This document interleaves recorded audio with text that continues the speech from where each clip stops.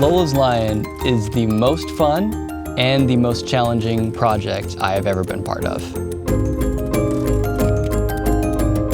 It really was just a creative adventure. It was an experiment.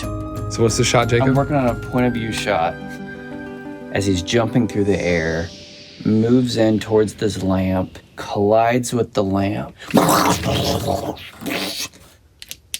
And that's the film. That's the end of the movie. When we started Lola's Lion, we wanted to tell the story of Operation Christmas Child through some form of puppetry. We ended up with stop-motion animation. With stop-motion animation, you move the puppet incrementally, and then you take a picture. You move it a little bit again, you take another picture. As soon as you've taken 15 frames, you've captured 1 second of animation. We've taken over 37,000 still images. I've heard it said before that if you want to do stop motion animation, something kind of has to be wrong with you, because why would you put yourself through that? One click. It's a scary thing. It's a scary thing going into something so new. It's exciting, but it's also pretty terrifying. We have a very talented artist, June Oh, who designed our characters for us. June spent weeks and weeks developing the looks of the characters. We went through multiple iterations. And after we honed in on how we wanted our characters to look, he moved on to set design. We tried to make everything as handcrafted as possible so that the whole film has that kind of rough aesthetic to it. We began with just developing the story, did some rough storyboards. I brought in my son to act out the entire film so that we could get a rough idea of the movement of the characters and the timing. And go, and you're gonna peek and look down like it fell. There is a kind of magic to creating a world and seeing it slowly come to life.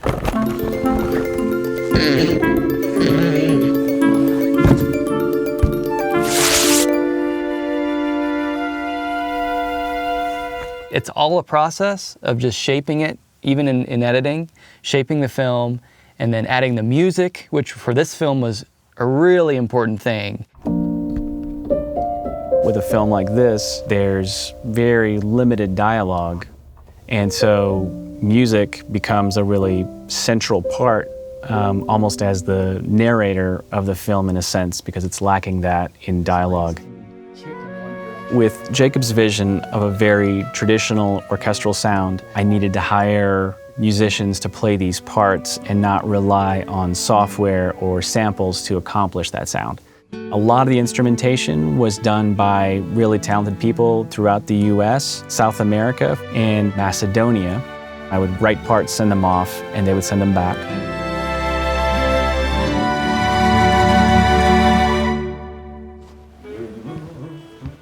So my 4-year-old daughter, Ellie, did all the voice work for the film.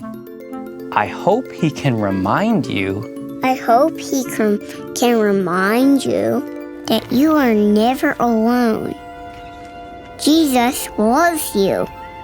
He wants you to be part of his family. What was your favorite part of the movie? When Lion was sad and a girl came in. It's pretty good.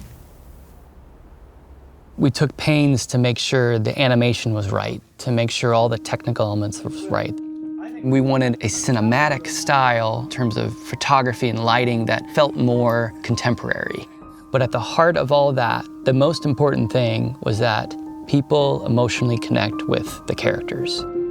The entire team poured their heart and soul into this project because we've seen what a shoebox can do in a child's life. We wanted to make something that would encourage people to pack boxes. I think people's knee-jerk reaction to seeing something like this is that, oh, this is a children's movie. Honestly, I don't think of this as a children's movie. It's really just a story for everybody. You don't have to be an orphan to know what it feels like to feel unwanted, to feel forgotten, to feel worthless. Both the characters in the film want a home, they both want love, And most importantly, Lola's line is about finding your worth even when you feel worthless. Finding that greater love, the love of Christ, despite your circumstances.